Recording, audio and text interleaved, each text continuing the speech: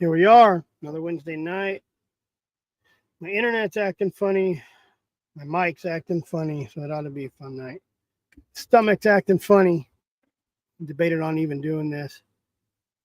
Waiting on Rowdy. I haven't heard from Jared. I don't know if he's getting on. Tried to have a couple guests on tonight, but they's all too busy. So just going to be stuck with me and Rowdy probably. Let's get all the fun stuff out of the way. The Hound Rendezvous, August 24th. You can go to pickandshoveloutfitters.com, sign up for the steak dinner. If you think you've signed up, let me know. Email me, anecdoteofhoundsman@outlook.com. The lady that's doing it says she heard some people saying they signed up, but it's not on her list. So I don't know if they've said they're signed up and just haven't. They're just BSing us. It's going to be at the Reynolds Campgrounds, August 24th, 25th. That's over by Young, Arizona. Hopefully you guys can hear me too. My mic was acting a little funny earlier. I'm not in it tonight. I've been kind of stomach virus in the last couple of days. I don't know what it is. Ate bad food. Filibertos. Tonight we're going to talk about summertime blues. What is everybody doing in the summer when you can't run nothing? Or what do you do with your dogs? I know the guest that was supposed to be on, Lauren, tonight, she had to go do some water exercises, training. Oh, excuse me. So once Rowdy gets on, we'll get to that. Also, let's talk about Save the Hunt Colorado. I bring it up every show. So you could go donate $10. That'd be groovy. Dan Gates is doing a super fine job. Probably going to be a short one tonight. I'm done with the job down where I'm at, so I got to get packed up, and I'm headed home tomorrow night, but I will be I have to pack. I'll be back next week, finish out some stuff. Tim Brink still running my dog. That's because it's only 80 degrees up there. And I don't got my dogs down here. They're all up there, and it's too hot down here to run. What is it right now? Ooh, 106 degrees right now. So they don't cool off too much at night. What's everybody else doing? Keep your dogs in shape during the summer. Let me look up some others. Let me see. Pickandshoveloutfitters.com. I went over that. I'm starting I did that wrong too. Supposed to be .com, not .com. azhhr.com. I haven't built the site, just got the domain reserved. So that's going to be for the Arizona Hound Rendezvous every year. We'll post when and where and what. So, and the email is going to be, I'm gonna drag tonight. The email is going to be info@azhhr.com. Arizona Hound Hunters Rendezvous. Okay, what else we got? Pick and Show Outfitters for a steak. Okay, I went over all that. All right. What else is going on out there besides all the mountain lions getting caught? There's one caught in Tucson in a courtyard. Posted that. There was one been in the triple digits. Been in the triple digits all month. Just got to get in the woods early and be done by 10 or 11. I think I left that. This morning is one of the coolest mornings we've had in July, and I think it was still 90. Let me get this off. Where am I at? Slow tonight. Oh. All right.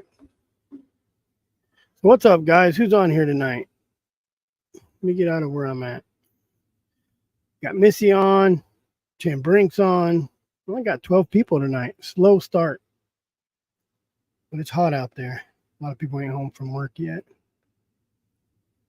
Oh, what have I been doing? Nothing but working. Trying to get Arizona Working Dog Alliance going. That's going to be a lot of work. I had to get hold of my CPA today for that. Gotta get ready for the rendezvous. Bear season starts second week of August for us. So I have hound trials this weekend. So if you're in Arizona and you want to go hit some hound trials, they're over there by Clint's Well, Arizona. If you get on Facebook, look up Central Arizona Trail Hound Association. Let me throw this up here. Central Arizona Trail Hound. If you go to their Facebook, if you look them up on Facebook, it'll tell you everything. When and where this weekend. We have some hound trials going on. We do a water race, we do a coon drag, we do a treeing competition, we do a bear and a lion drag. Saturday is the lion drag, coon drag, tree, 100-yard dash, and the water race. And then on Sunday, it's only it's a bear drag, coon drag, and water race. None of the other stuff. So Sunday goes by pretty quick. Saturday, we just hang out, play some, James Myers is on. Play some little cornhole or Uno or whatever we got going on. Where is Rowdy tonight? So my question tonight to everybody is, what do we do in the summertime when nothing's in season and it's too hot to run? Right now I don't do much, but what I'll do is take them out and run them on the roads or some certain areas where I know I'm not going to catch something where there isn't too much game. So I don't get in trouble by green gene. And then hopefully by August, they're in shape enough that we could get going. I can take them down to the creek, do some coon hunting. And just not like it used to be. The old days, it used to be really good. So a lot of people go down there. A lot of people kill a lot of stuff, and they shouldn't be. Especially in a little creek like that. We don't have coons in Arizona like they got back east. There's a couple spots down here I could take them, but rattlesnakes are bad. So let's see here. Make sure I sent the link to everybody. Yep. Waiting on Rowdy. He has company coming over about 6:30. What else? What else in the summertime do I do? Take him to the lake. Jeremiah Flaw, he was on last week. Howdy doody, Jeremiah. Jeremiah, what do you do in the off season? Keep your dogs in shape.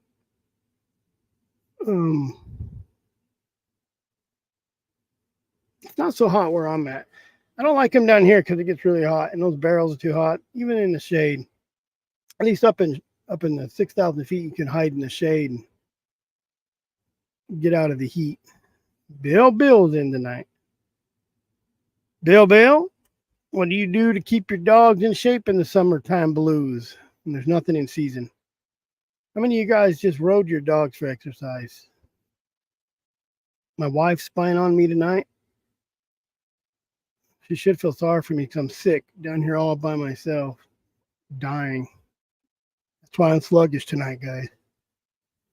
Oh, I keep yawning too. Who else? Who else is in here? Say hi. Tell me where you're from, guys. While we're waiting on Rowdy. I'll take him to the lake, take him to the stream, run him down the railroad track, running them once a week. Let me put this up here. Running them once a week, but had to quit at 9 today. How hot is it getting up there, Jeremiah? New Mexico Lions, yeah, it's always open, but you got to get in that high country to get out of that heat. So some people have to travel.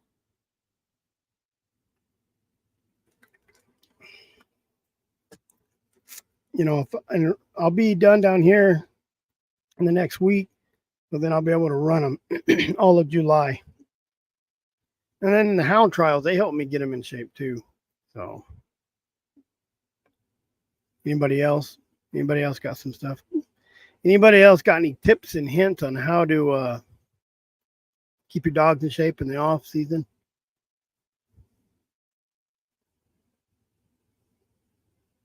It's James Myers. You got dogs? Where are you from? Bill, where are you from? What about you, Missy? What are you doing in the off season? 90 is high 80s. It just depends on the clouds. Sometimes it gets a little bit cloudy and you can run them a little longer. 90 is pretty high. That's too high for me, even if it is cloudy. Depends on humidity too, but in Arizona we don't have too much humidity. I also tried to get a bear hunter in California. I guess I should check. I don't check my Instagram much. A lot of people message me on Instagram. Make sure he didn't. I'm trying to get Seth Watts on to talk about California, but he did not get on. Start around 5, run until 8. You guys feel it's been a hot summer this year? Like it took forever. Email you. Let me see. You probably did email to me. It's hard for me to. I haven't really learned this system on how to share my. See if we can watch a video. See what he said. Better be appropriate.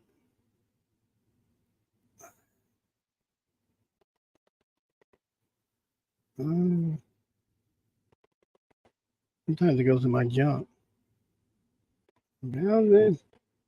Just waiting on it. Waiting on it to load, Timothy. See what Timothy has for us today.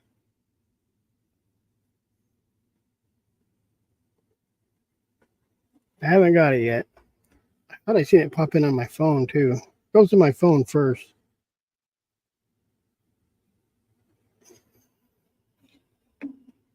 Anybody else has any videos? Email them to me.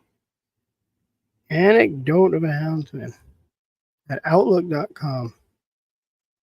I'm waiting for his to come in. I'm dragging the night, guys. Sorry about that. Yeah, it's in my phone. I'm waiting for it to come into my computer. It always goes to my phone first. And hopefully my internet stays up. I just realized I had a bad cord on my Starlink, so I had to kind of fix it. So I hope it stays good.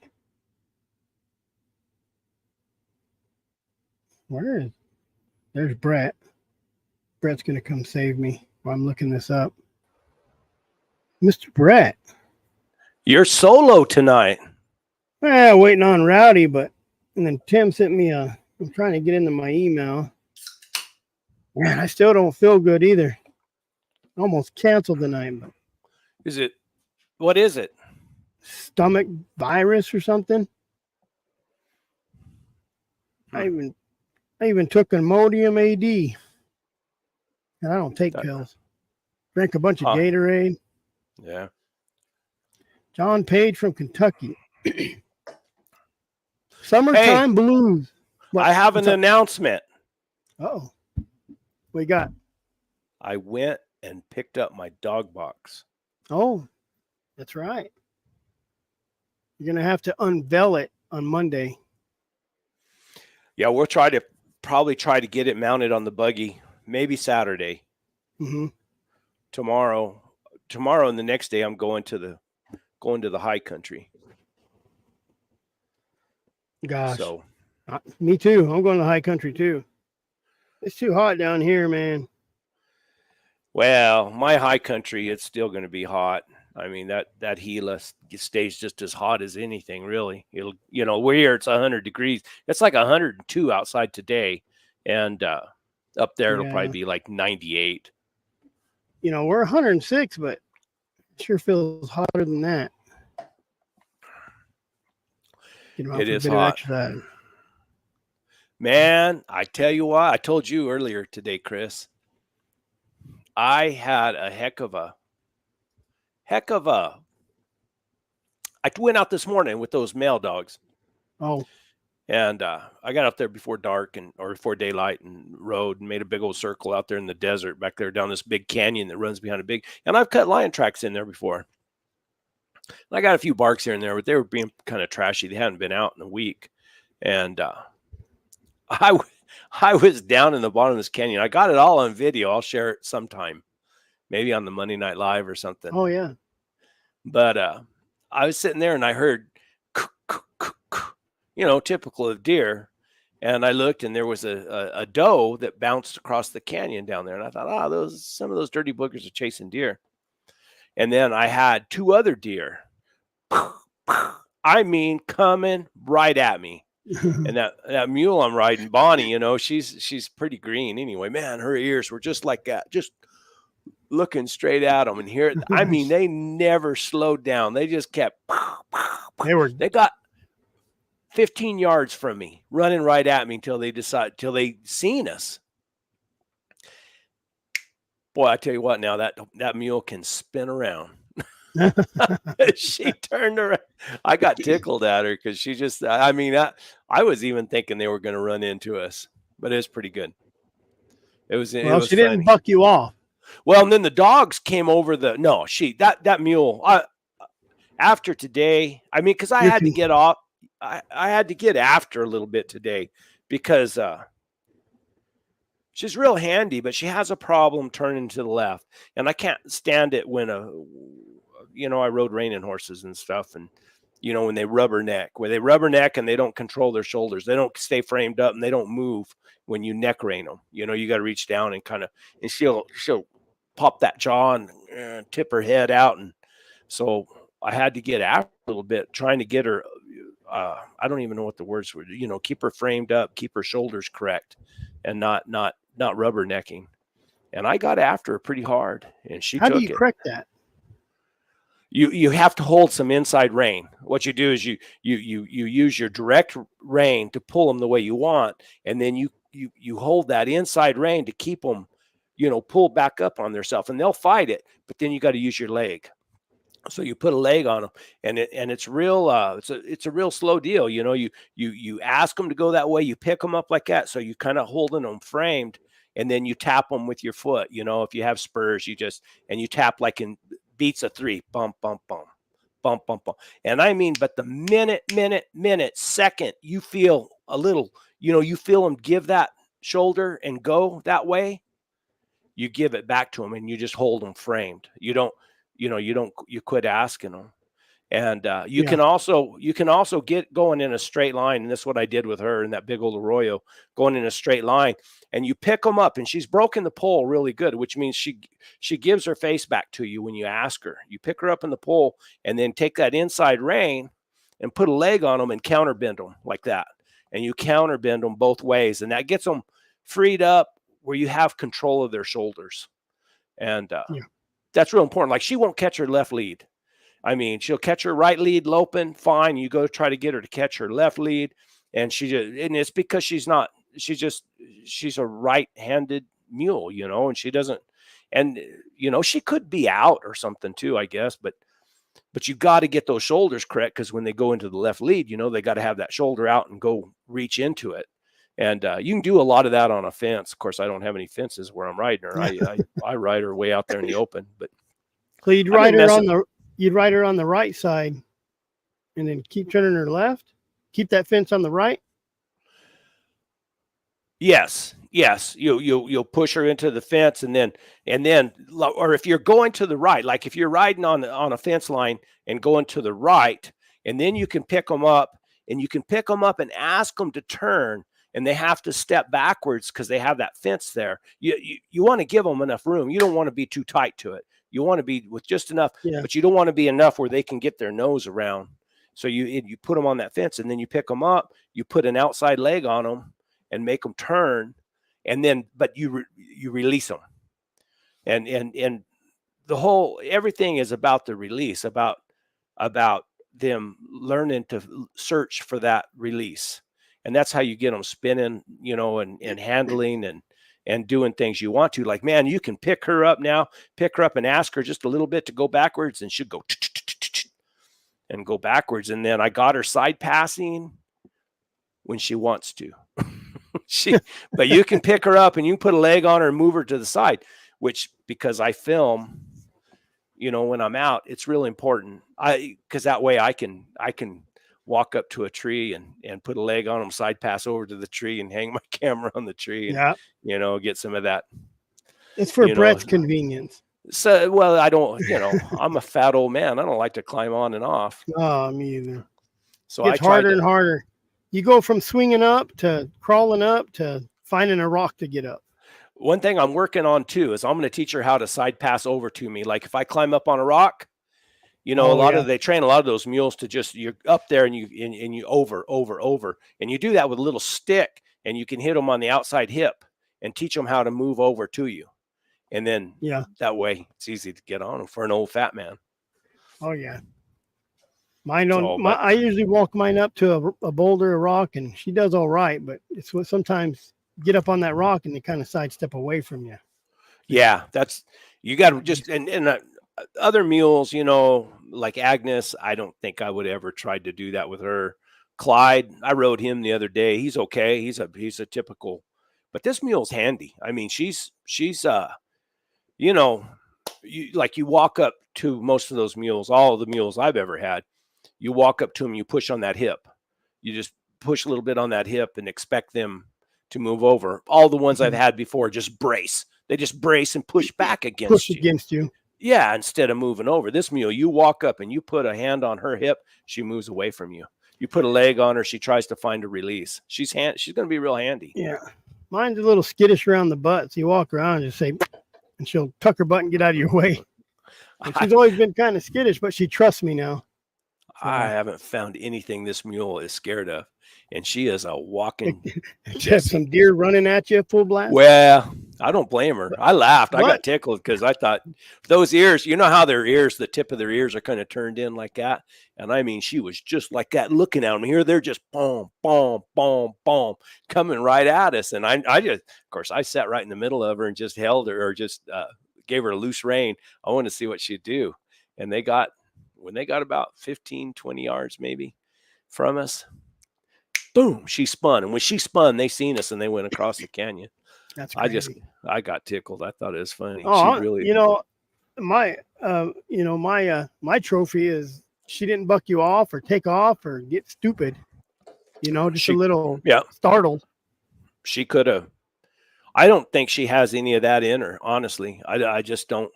I say that, knock on wood. I shouldn't jinx myself like that.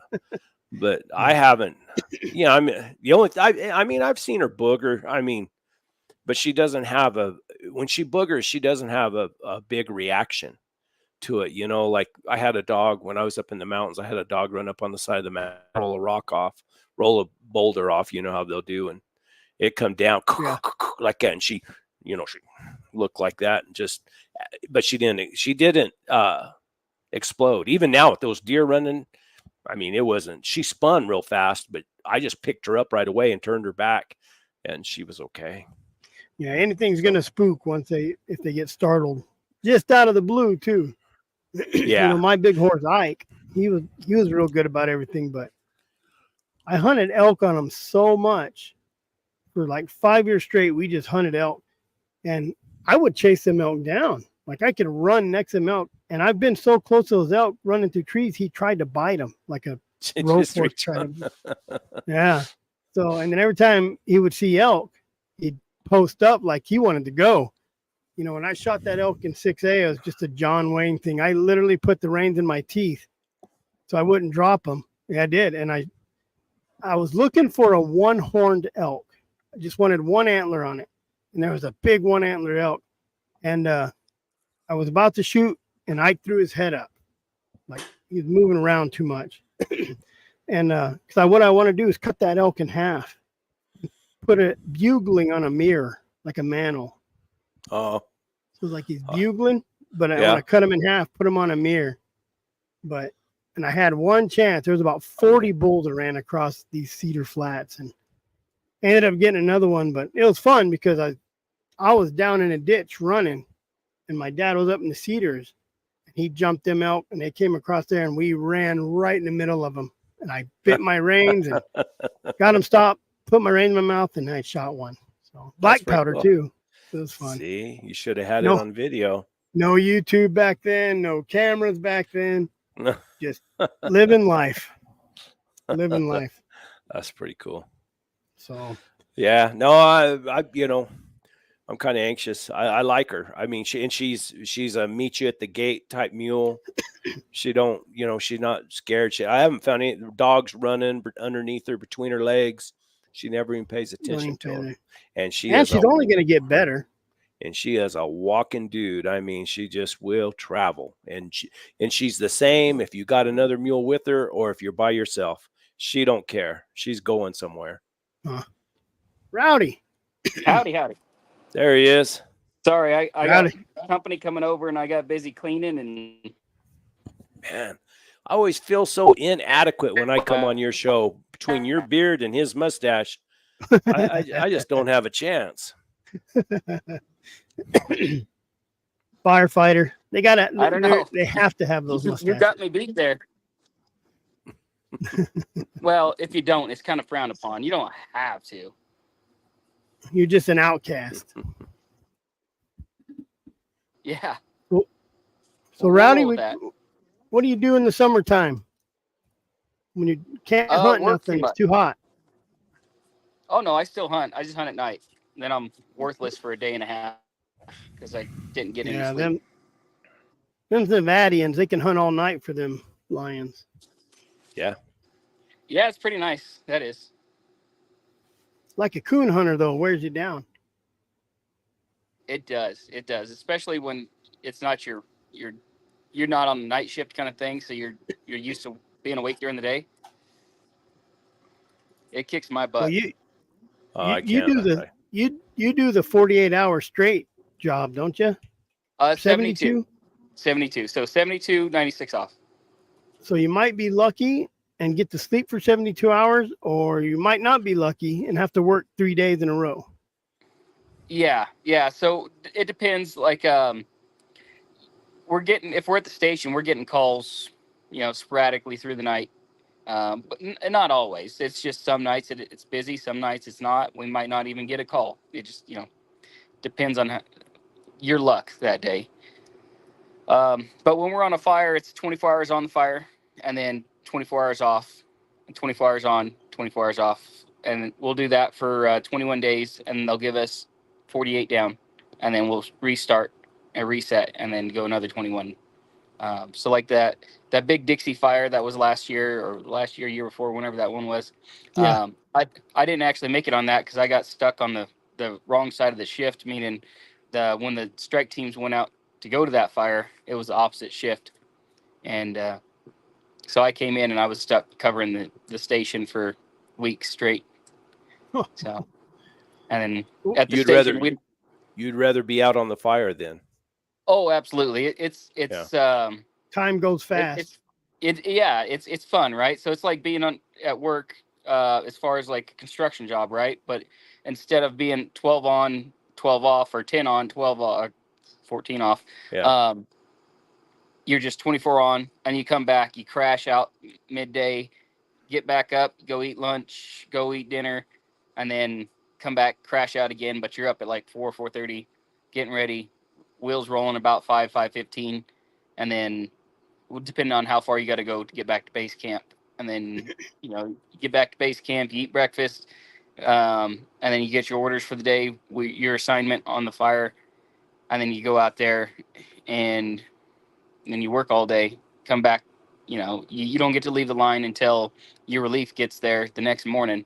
So, but there are instances where you never get relief, right? So just so busy that it might be 3 days before someone can come relieve you. So you're living on MREs and maybe gas station food if there's anything that's open. So, Wow.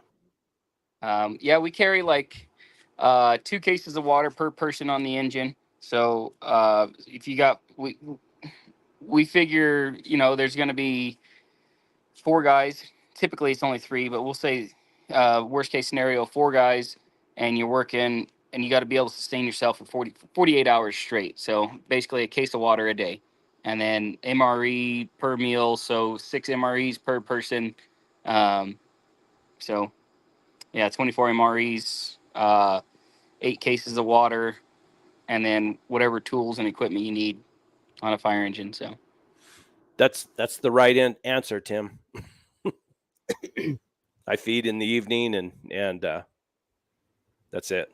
Once a day in the That's evening. what I do. And depending on how hard I run mine, I'll feed them dog food, and I always bring, like, I have a whole bunch of elk or bear meat, just cut-offs, all the scraps, and I vacuum seal it. And I'll take 5 pounds at, I vacuum seal it in 5-pound bags.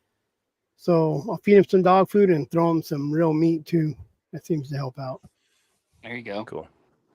So if you have it, I switched to feeding half ration twice a day.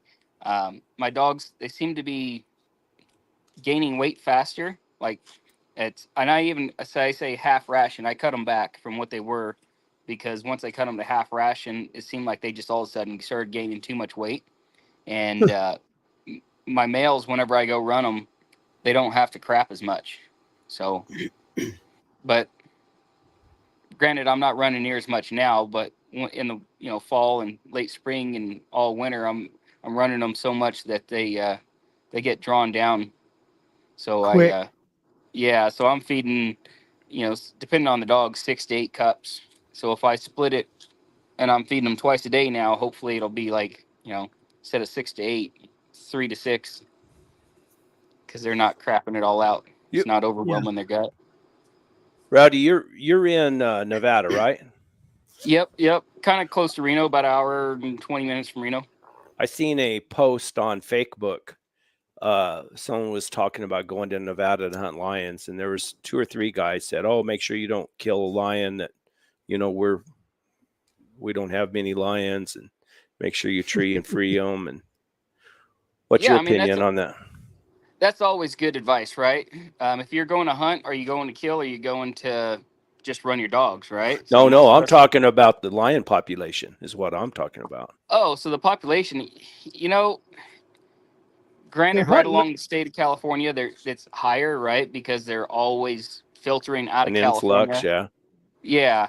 I haven't hunted the rest of the state, so I can't really say. I know they're denser in pockets. Like whenever I'm out deer hunting, if there's a lot of deer in the area, I'm seeing multiple tracks on horse trails and cow trails and sheep trails and whatever when I'm out hiking. But I can't say that numbers are down, because I don't hunt the whole state to have that. That's it's typical what people say when they have somebody coming in from out of state. Yeah. They say kill our lions, especially Don't come kill everything. And then it's really heavily regulated here. I don't know how other states do it, but say, if you're hunting the unit right there around between Reno and Lake Tahoe, they might have a higher harvest numbers there, but as soon as you take, they'll allow higher harvest numbers because it's right along California. But still, if we get 5 guys going there and they kill 2 or 3 females, they're going to close the whole unit down. So is it a female harvest limit? So there's male and female harvest limits, right? So you might be able to take 5 males out of one unit, but they're only going to allow 1, maybe 2 females. So gotcha. You get those guys coming in that are non-discriminatory. They're going to kill every lion they catch. They're going to close down a unit in a week or 2 because they killed 2 females or something. How about outfitters? They do the same thing. You know, I've never worked for an outfitter. I can't say. I'm going to say that a lot of them are probably they're trying to stay open, so that they're going to hunt just the toms. But I've never guided for any of the outfitters here in the state, so it's purely speculation on my part. How'd they do it in California? They didn't get to hunt lions in California.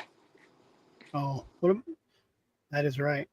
So, well, yeah, Yeah. but a lot of those guys get their Nevada tag and go over on that other side. Yeah, I don't know if those are outfitters. I think they're sub guides working for outfitters. So, and like I said, I've never guided for lions, so I can't really say, but I imagine they're going to want to keep units open, so they're going to say, hey, just toms. But you do get those hunters that are okay with harvesting females, and that's all right. But just everybody got to remember that as soon as you harvest a female, that one female may close down that whole unit. Yeah. But they still, I mean, they still, so it's more worried about the quota. I mean, last I checked, Nevada still had government hunters that hunt lions. I mean, Jim Bueller. I think so, that's as what far he as did, I know. yeah. I mean, all the nuisance. Yeah. Yeah. And I mean, or in sheep country, I imagine. Oh, yeah. The sheep country, I think is where they get the most action, right? Because those sheep, that's their money. Yeah, that's where it's at for the endow. They protect those sheep pretty heavily. That's like here. I mean, I don't even know. They keep it quiet now, but they've had trappers, and I know because I hunted that desert bighorn sheep country, and yeah, I got my hounds in there. Yeah, they use a foot snare. They use a foot snare for those lions. No kidding. Yeah. So when I was first getting started, I used to hit up like any biologist I could talk to, and they're like, well, every single one of the biologists, and I think every warden I've talked to, they're like, go hunt the sheep country, go hunt the sheep country. Every single one of them said it, and they would all point me into the same general area because it was getting hit so hard by lions that all the sheep that they transplanted were killed out pretty quick. So, and I've been doing it. That last lion that I took back in the last day of March, he was sheep country lion, and he. What do the quotas look like in the sheep country? Are they different? You know, I haven't gotten a hold of Fish and Game to figure out what the quotas were for each unit. So, I haven't written it down. It's probably something I should do, right? So I know, hey, we were only allowed one female, 3 males in this unit, 5 males and 2 females in that unit, whatever. But I haven't followed through on that yet. Just wondering. I just seen that, and I of course, everybody's pretty. I mean, everybody gets territorial, I guess, to a certain extent. Yeah. Do you have pursuit only after it shuts down, or no? No, to my knowledge, the unit's just closed. So I haven't asked the wardens or the biologists whether you can still pursue in that unit, but to my knowledge, to my understanding is it's just closed, no hunting whatsoever for lions. Yeah. There you have it, Tim. But in the 5 years, I don't remember ever hearing a unit get closed. So, like I said, I've only been here since 2019, and when I first got started. So hold on, let's go. Let's talk about that. In 5 years, you've never heard of any of the units getting closed? Yeah, so at least I don't remember. Right. So maybe they did, and I didn't. I just don't remember. But so is that an indicator of? I know here.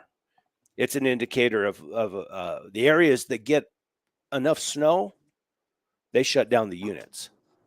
Okay, and that may be later in the season, but I don't usually hunt the units where people. Excuse me.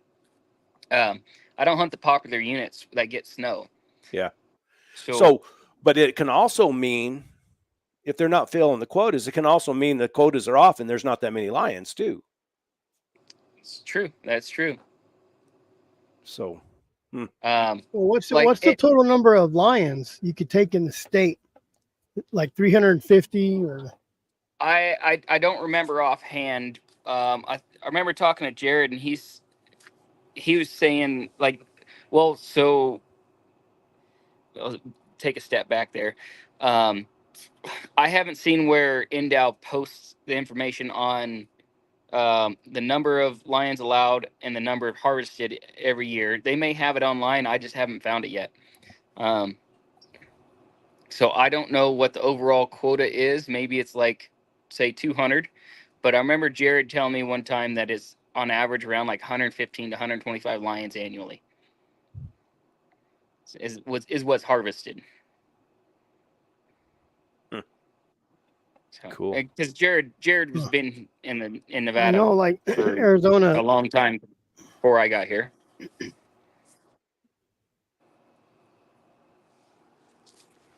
because I know, like in Arizona, there's, let's say 350 were allowed or 380, but it never even got that high. Never got that high. It only took 300 or 280. You know, they never took over what they had listed that you could take. So I don't even know why they went to the zone thing, but gotta appease the antis. Is it illegal to run cell phone cameras in Nevada? No, but it's only allowed 6 months out of the year. So what are like those 6 months? January 1st through June 30th, and then Oh, sorry, I don't let you finish. I'm sorry. What's their thought process behind that? I wonder. Well, because they're what they put in like the comments on the regs is that there's been issues with people stacking up cameras on water holes and stuff like I'm not sure if it was hunters or guides or whatever, for but they're the elk hunters or deer hunters or something like that. Deer hunters, yep. And then they're coming in to check those cameras so frequently that the deer and elk get run off water holes, and it was affecting the population negatively.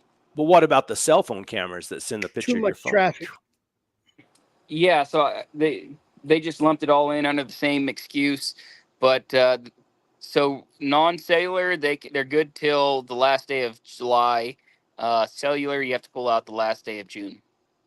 Do you ever use them? Have you tried it out? Regular cell cameras, yeah. I'm sorry, regular cameras, yeah. I bought 2 cell cameras last fall and I tried them. I've been getting a few pictures, but it's almost always when I'm at work, so I'll be sitting at work going, "Oh no," getting a picture, and then I don't know if it's worth it personally.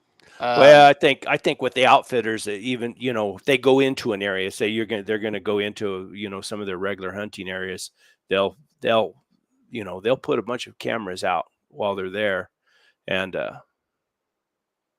have hunters come in, and then they're not like us. They don't have a regular job. Well, like you guys, I don't have a regular job now, so. But yeah, lucky you. Well, you got to get old, so there's some of that that's not lucky. That's true. It's downfall to us all. Yeah, well, I'm just curious about that. How about Arizona? Arizona, it's illegal for cell phone cameras. Brett's doing more work now than he did when he was working. Shit, I'm a YouTuber, man.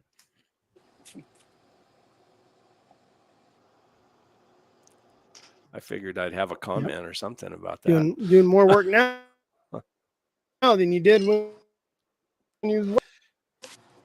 Yeah, but it's just all on my own. I don't have to put up with inspectors or general contractors or any of that crap. As you well know, Chris, it can be a pain in the butt. Yeah. But guys, speaking of that, glitching real bad over here. My Wednesdays I'm leaving tomorrow morning, so I better go in and make sure my wife doesn't run off on me next couple of days. So go give her some kissing. Yeah, I told everybody it's going to be a short one tonight. Cool. Guys, thank you very much. Have a good one, Brett. All righty, Brett. You Thanks too. for coming on. You bet. Thank Thank you. How do I get out of here? Oh, leave studio right there. Oh, man, I might take off too, Rowdy. My stomach's killing me. Oh no. I almost canceled the night. I've been down all week. You go kissing Still had to go some to work. girls though. at the bar or something, or what? I think so. Got some mono or something. So, yeah, I don't know if I'm going to be able to go much longer. So, All right. Yeah, whenever you're ready, bud. So, but, so you're. yeah, I told have you everybody been it's going to be a hunting?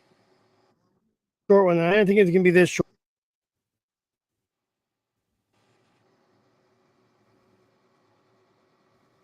You're cutting out What's there. that? My internet you ain't seemed like you cut out. I don't know if it was me or you. doing too good tonight either. Yeah, I'm My just on internet's glitching real cell bad. phone, so it could be me. I don't Yeah, know. my internet's doing something weird tonight. But yeah. Yeah, we'll probably cut it short tonight, guys. I don't think anybody Yeah, wants to no see me worries. up on the internet. Yeah.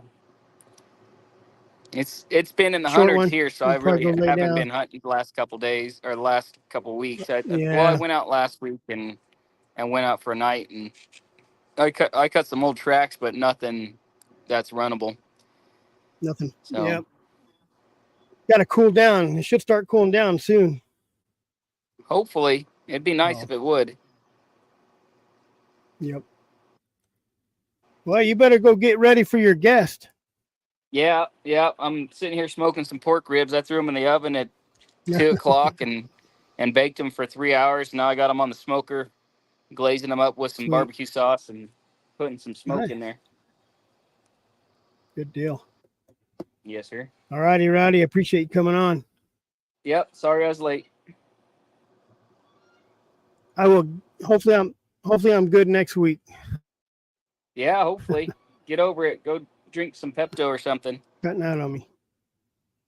Go Man, drink some Pepto-Bismol. Got to go do something. I'm not feeling too good. Yeah, take a nap, man. That's what I'm Have doing. a good night. All right, Rowdy. All right, bye. All right. You too. Well, guys, I'm getting off. I don't feel good. I thought I was going to make it. Thanks for coming. We'll be on next Monday. So, sorry to cut it short. I'll get some guests and we'll hit it again next week. Hope you guys have a good weekend. Thanks for coming by.